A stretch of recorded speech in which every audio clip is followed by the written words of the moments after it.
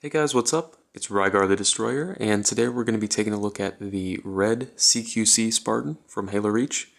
This guy is pretty cool, but before we take a closer look at him, let's go ahead and take a look at his packaging.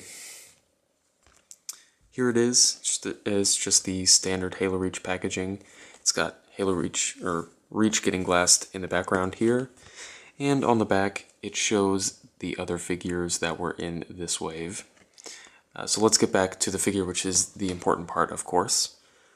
He stands about 5.5 inches tall, so he's the same as pretty much every other male Spartan. And he comes with a pretty good selection of accessories. The first one being his shotgun. The detail on these is really well done. And the paintwork is pretty clean too, so that's nice. And it does have a removable peg if you want to put it on his back or anything. And then he's got one of these grenades that does fit on his belt peg, so that's nice. The paint job on this is not as nice, but it's alright. So let's get back to the figure.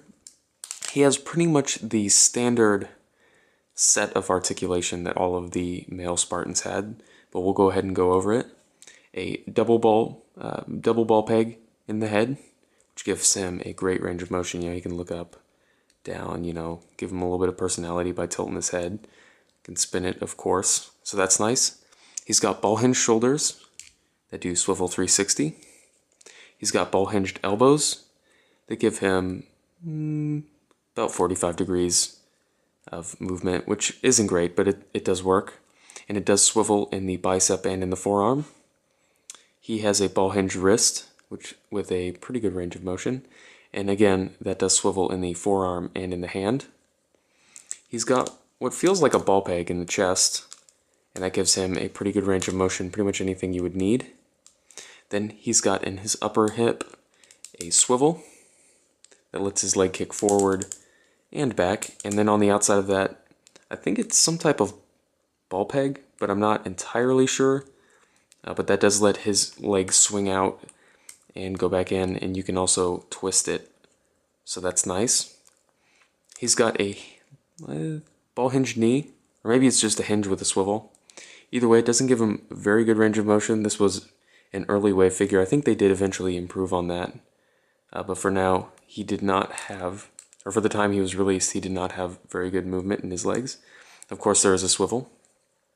He's got ball hinged ankles that swivel in the shin and in the foot, and they give him a good range of motion, of course.